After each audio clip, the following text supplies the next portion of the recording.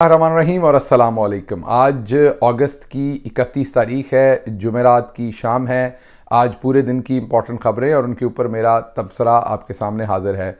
सबसे पहली खबर जो आपके सामने शेयर करनी है वो है नवाज़ शरीफ आखिरकार दोबारा से भाग गए हैं। उन्होंने 15 अक्टूबर को वापस आने का फ़ैसला किया था। शहबाज शरीफ लंदन में थे। शहबाज शरीफ ने वाज़े तौर पर नवाज़ शरीफ को पैगाम भिजवा दिया है, पहुंचवा दिया है बल्कि, कि ताकतवर हलके जिन्होंने पहले इमरान खान को जेल की काल कोठरी में डाला है वही नवाज़ शरीफ को भी डालेंगे और शायद आने वाले दिनों में आसिफ जरदारी को भी डालेंगे। नवाज़ शरीफ ख़तरा भांप गए हैं और उन्होंने वापस ना आने का फ़िलहाल ऐलान कर दिया है दबे लफ्ज़ों के अंदर।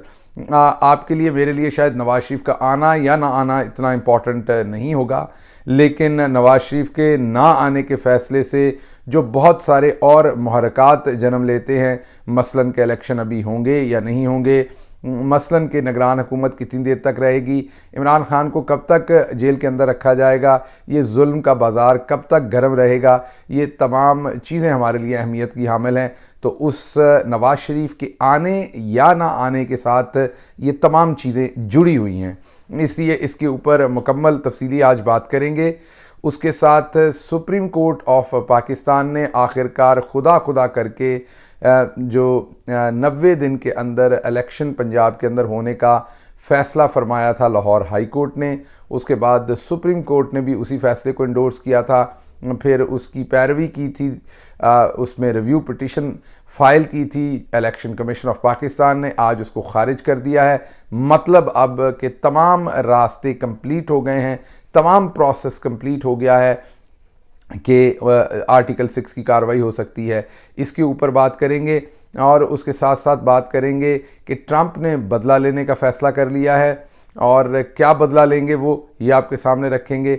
और आखिरी बात आपके सामने जो रखनी है वो ये रखनी है कि महंगाई शदीद तरीन हो गई है। निगरान वज़ीर आज़म ने ख़ुद बताया है कि एक ही दिन उनको 10,000 से ज़्यादा पैगामात आवाम की तरफ से आए हैं। जी हाँ, एक दिन के अंदर 10,000 से ज़्यादा उन्हें पैगामात आए हैं। मैं पैगामात ही कहूँगा, उसके अंदर क्या लिखा होगा आवाम ने वो आप ख़ुद ही समझ सकते हैं। तो इस पूरी सूरत हाल के ऊपर जो महंगाई की सूरत हाल है ये कहाँ जा रही है और इसकी वजह से इलेक्शन और मौजूदा जो सेटअप है उसके ऊपर क्या असरात होंगे। आप अक्सर सवाल पूछते हैं आगे क्या होगा पाकिस्तान के अंदर, आगे क्या होना है, उसकी कुंजी या उसकी जो तदबीर है वो महंगाई के इस सारे तूफ़ान के अंदर छुपी हुई है। तफसीली बताऊंगा कि किस तरीके से महंगाई जो है वो पाकिस्तान की सियासत को, पाकिस्तान के मारूज़ी हालात को बदलने जा रही है। ये तमाम चीज़ें आपके सामने रखेंगे। पहली खबर की तरफ आते हैं। नवाज़ शरीफ ने फ़ैसला किया है कि उन्होंने किसी सूरत पाकिस्तान के अंदर वापस अभी नहीं आना। आपको याद होगा पहले वो 1 सितंबर को आ रहे थे, फिर वो 15 को हुए, फिर अक्टूबर के महीने की बात आई, फिर 15 अक्टूबर की डेट जो है वो अनाउंस कर दी गई पाकिस्तान मुस्लिम लीग के नवाज़ की तरफ से। अभी कल ही ये दोबारा जो बैठक हुई मुस्लिम लीग नवाज़ के अंदर, उसमें ये हतमी फ़ैसला फ़िलहाल किया गया है कि नवाज़ शरीफ ने अभी पाकिस्तान में नहीं आना। ये फ़ैसला इसलिए किया गया है कि ताकतवर हलकों ने शहबाज शरीफ के थ्रू नवाज़ शरीफ को ये पैगाम भेजा कि हम आपको जेल के बाहर नहीं रखेंगे, अगर आप वापस आएंगे तो आपको सीधा जेल जाना पड़ेगा क्योंकि आपको अदालत ने सज़ा सुनाई हुई है और कानून के अंदर कोई जगह ऐसी निकलती नहीं है जिसमें उनकी सज़ा किसी तरीके से फौरी तौर पर ख़त्म की जा सके। इसके साथ साथ जो दूसरी बड़ी डेवलपमेंट है वो ये है कि आसिफ जरदारी और नवाज़ शरीफ को ये पता चल चुका है कि इस्टेब्लिशमेंट ने उन्हें इस्तेमाल करके अब रद्दी की टोकरी में फेंकने का फ़ैसला कर लिया है और बैलेंस गेम शायद की जाएगी। अपने इंप्रेशन को, अपने इमेज को बेहतर करने के लिए आने वाले दिनों में जो पूरे का पूरा एक सिस्टम तैयार किया जा रहा है वो ये तैयार किया जा रहा है कि अब बदनामी तो बहुत हो गई है। इमरान खान और उसकी पार्टी के साथ जब हमने ज़्यादती की तो आवाम के अंदर हमारी बदनामी हो गई है। आवाम के अंदर अपनी साख को बहाल करने के लिए बेहतरीन काम ये होगा कि करप्शन के केसेस दिए जाएं तमाम पॉलिटिशियंस के ऊपर और फिर उठा के उनको अंदर कर दिया जाए।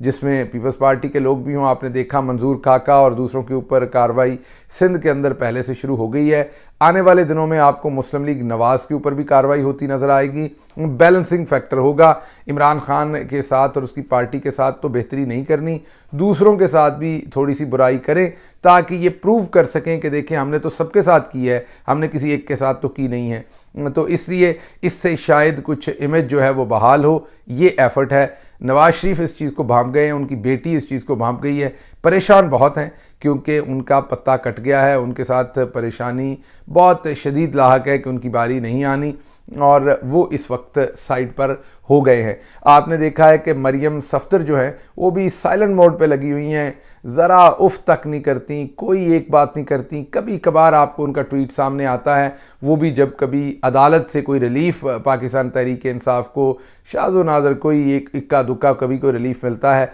तो वो उसके ऊपर एक सियासी सा बयान दे देती हैं। उसके अलावा ना वो महंगाई पर बोल रही हैं, उसके अलावा ना वो मुल्क की मौजूदा सूरत हाल पर बोल रही हैं, ना इंतखाबात पर बोल रही हैं कि उन्हें जल्दी चाहिए या लेट चाहिए। पीपल्स पार्टी बोल रही है, आप देख रहे हैं वो बार बार 90 दिन के अंदर इंतखाबात मांग रहे हैं।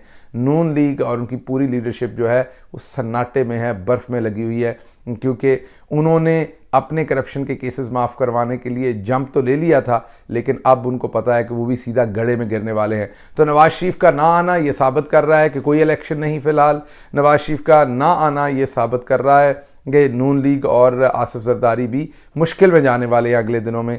पहली बात आपके सामने ये रखनी थी। दूसरी बात ये, पाकिस्तान में अदालती निज़ाम की वफ़ात तो बहुत पहले ही हो गई थी बदकिस्मती से। आहिस्ता आहिस्ता सब लोग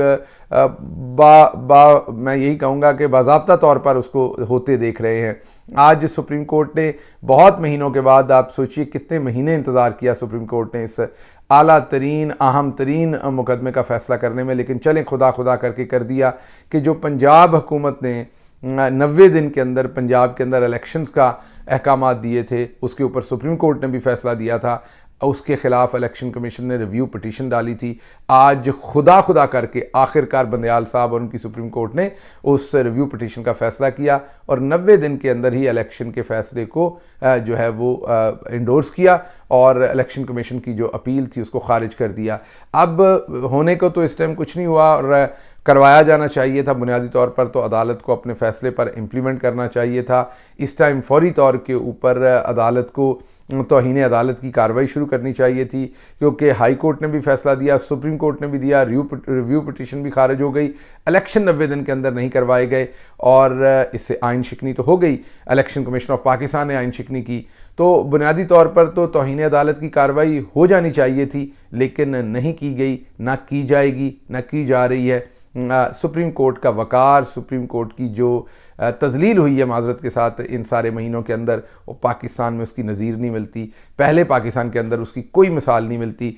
इतनी कमज़ोर अदलिया हमने पहले नहीं देखी कि अपने किसी फ़ैसले के ऊपर अमल दरामद ना करवा सके। तो आज का फ़ैसला भी फ़ाइल के अंदर लग जाएगा। हुक्मरान तो उसे रद्दी की टोकरी में फेंकना चाहेंगे, लेकिन सुप्रीम कोर्ट चुप करके उन्होंने बगैर किसी को बताए ये फ़ैसला करके फ़ाइल के अंदर लगा दिया है। अफसोसनाक सूरत हाल है। ज़ाहिर बात है उसकी सारी ज़िम्मेदारी जो है सबसे ज़्यादा बंदयाल साहब के ऊपर जाती है।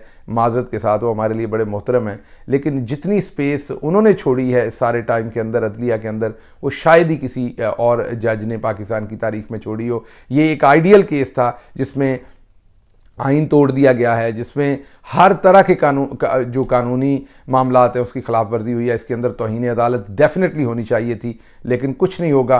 फ़ैसला होगा और फाइल के अंदर लग जाएगा। हजूर आप ये फ़ैसला भी ना देते, आप जान की अमान पाऊँ तो इस फ़ैसला देने का क्या फ़ायदा है। रखे रखते आपने रिव्यू खारिज कर दिया, उसके बाद भी क्या फ़र्क पड़ना है।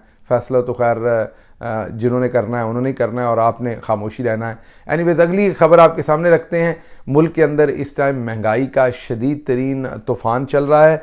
पाकिस्तान के अंदर जब से निगरान हुकूमत आई है तब से अभी तक 16 रुपये डॉलर जो है वो महंगा हो गया है। जी हाँ, आज 306-308 रुपये इंटरबैंक के अंदर डॉलर बिकता रहा है। ओपन मार्केट में तो बात ही ना कीजिए, वो 325 से लेके 350 के दरमियान में जहाँ पर किसी को मिल सके, और वो भी मिल नहीं रहा।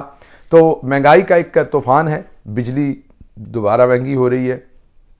आज एक और ख़बर की गर्दिश है कि पेट्रोलियम की प्राइसेस जो है, पेट्रोल जो है वो 22 रुपये लीटर और बढ़ रहा है। अभी इसका हतमी फैसला नहीं हुआ जब तक मैं आपसे बात कर रहा हूँ, लेकिन अंदर की खबर यही है, बाज़गश्त यही है कि पेट्रोल की प्राइसेस जो है वो मज़ीद बढ़ाने जा रहे हैं।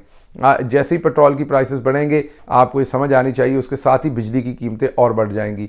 बिजली की कीमतों ने पहले पाकिस्तान के अंदर क्या कर रखा है, वो आपको सिर्फ एक खबर दे देता हूँ। वज़ीर आज़म साहब ने आज खुद, निगरान वज़ीर आज़म ने आज खुद सहाफ़ियों को बताया कि उन्हें एक दिन के अंदर 10,000 से ज़्यादा पैगामात आए हैं। जी हाँ, एक दिन के अंदर उनके फ़ोन पर 10,000 से ज़्यादा पैगामात आए हैं, और वो पैगामात के अंदर कितनी अच्छी बातें लिखी होंगी, कितनी ज़्यादा खुशगवार उसके अंदर नगमे होंगे, वो आपको पता ही है। किन किन अल्फाज के साथ वो पैगामात आए होंगे वो भी आपको पता ही है, मुझे बताने की ज़रूरत नहीं। और वो पैगामात क्यों आ रहे हैं? वो पैगामात, लोग महंगाई से मर रहे हैं और लोगों को समझ नहीं आ रही जाएं तो कहाँ जाएं। इस टाइम लोग अपनी ज़िंदगियां ले रहे हैं, और उसकी वजह बड़ी यही है कि लोगों के बिजली के बिल इतने आ गए हैं कि उनके कंट्रोल में नहीं है। उसके साथ जो दूसरी महंगाई है उसकी तो बात ही ना कीजिए। बिजली का बिल क्योंकि एक बड़ी अमाउंट है इकट्ठी एक जगह पर, तो लोगों को समझ नहीं आ रही कहाँ से जमा करवाएं। मामला दूसरी तरफ भी ऐसे ही हैं, चीनी 200 रुपये से ऊपर हो चुकी है। आप कोई एक मामला देख लें तो आपको नज़र आएगा कि लोगों को समझ नहीं है कि आप वो ज़िंदा कैसे रहें। तो इस बदतरीन महंगाई के अंदर जब पाकिस्तान की करेंसी जो है वो श्रीलंका की करेंसी से भी नीचे गिर गई है, जब पाकिस्तान दुनिया के अंदर महंगे तरीन मुल्कों की लिस्ट के अंदर टॉप करने जा रहा है, जब पाकिस्तान महंगाई के हिसाब से महंगे तरीन मुल्कों की मैं बात कर रहा हूँ, और पाकिस्तान के अंदर बेरोज़गारी का भी नंबर टॉप कर रहा है, इन तमाम सिचुएशन के अंदर आप खुद समझ लीजिए आवाम के अंदर कितना गुस्सा है कि एक दिन के अंदर 10,000 लोगों ने किन बातों से नवाजा है निगरान वज़ीर आज़म को, मुझे बताने की ज़रूरत नहीं, आप खुद समझदार हैं। अब आप अक्सर एक सवाल पूछते हैं, आगे क्या होने जा रहा है? ये जुल्म का बाज़ार कब तक रहेगा? ये पाकिस्तान के अंदर यही निगरान हुकूमत कब तक रहेगी? इलेक्शन कब तक होगा? क्या ये सब कुछ ऐसे ही चलता रहेगा? तो मेरा जवाब आपको ये कि ऐसा नहीं चल सकता। जहाँ तक महंगाई है, लोगों की ज़िंदगी तंग है, लोग परेशान हैं, ये बात तो आपको भी पता है और मुझे भी पता है, और ये हम सब के लिए तकलीफ़देह है, मेरे लिए भी ये बात तकलीफ़देह है। लेकिन इसके साथ साथ इसी ज़हमत में से रहमत निकलेगी, इसी मुसीबत में से अच्छाई निकलेगी, इसी परेशानी में से जो है वो राहत निकलेगी। और वो कैसे निकलेगी वो मैं आपको बता देता हूँ। हमारे यहाँ लोग ज़रा थोड़े से सेल्फिश हैं, दूसरे को आग लगी हो, दूसरे की परेशानी हो तो पंजाबी कहते हैं ना सानू की, दूसरे को आग लगी हो तो वो डेफिनेटली उसको महसूस नहीं करते, लेकिन जब उन्हें खुद आग लगे तो उस टाइम वो महसूस करते हैं। इसी सिलसिले में मैंने एक पंजाबी वीलॉग रिकॉर्ड करवाया है, उसका लिंक मैं नीचे डिस्क्रिप्शन में डाल रहा हूँ। इस वीलॉग के नीचे आपको नज़र आ जाएगा कि उसमें मैंने पूरा एक्सप्लेन किया है कि हमारी पूरी तबाही की वजह यही एक एटीट्यूड था जो सारी ज़िंदगी हमने रखा है कि दूसरे की मुसीबत को हमने अपनी नहीं समझा और दूसरे का मजाक उड़ाते रहे, और जब दूसरा मुसीबत में था तो हम हमेशा यही कहते रहे सानू की हमें क्या। लेकिन जब अब सबको मुसीबत पड़ी है तो अब होश ठिकाने आया है कि दूसरे की मुसीबत पर ही बोल लेते, जब मुसीबत शुरू हुई थी तभी इकट्ठे होकर आवाज़ उठा लेते, तो आज ना हम इन हालात में होते, ना इमरान खान जेल के अंदर होता। तो मेरा वो पंजाबी वीलॉग सुनने के लिए इस वीलॉग की डिस्क्रिप्शन के अंदर नीचे लिंक है, वो देख लीजिए, वहाँ पर आपको पूरा ये नैरेटिव नज़र आ जाएगा कि हम इन हालात तक कैसे पहुँचे। बहरहाल फास्ट फॉरवर्ड आखिरी बात आपके सामने रखनी है कि इसी में से रास्ता निकलना है। रास्ता क्या निकलना है? रास्ता अब ये निकलना है कि लोग शायद जमहूरियत के लिए तो ना निकले, लोग शायद किसी और की तकलीफ़ के लिए तो उतना डर के बाहर ना निकलें, लेकिन अब जिस तरीके से महंगाई ने उनका गला घोंट दिया है, तो जब सांस आना बंद होता है तो इंसान किसी तरफ भी निकलता है। मजबूर से मजबूर इंसान भी, मजलूम से मजलूम इंसान भी, डरपोक से डरपोक इंसान भी, जब उसका सांस बंद होता है तो हाथ पांव मारता है, शिद्दत के साथ हाथ पांव मारता है, पूरी जान के साथ। तो अब लोग हाथ पांव मारेंगे, बाहर निकलेंगे, एहतजाज होगा, और ये जो रेत की दीवार खड़ी की गई है, एक डर का फसाड खड़ा किया हुआ है, ये गिर जाएगा और पाकिस्तान को इलेक्शन की तरफ जाना पड़ेगा। पाकिस्तान में इलेक्शन होंगे, एक अवाम की रिप्रेजेंटेटिव गवर्नमेंट आएगी और वही आगे फैसले करेगी। तो इसलिए मुझे इस जहमत के अंदर से रहमत निकलती हुई नज़र आ रही है। इसके साथ ही मुझे इजाज़त दीजिए। अल्लाह आपका हामी नासिर हो। पाकिस्तान जिंदाबाद।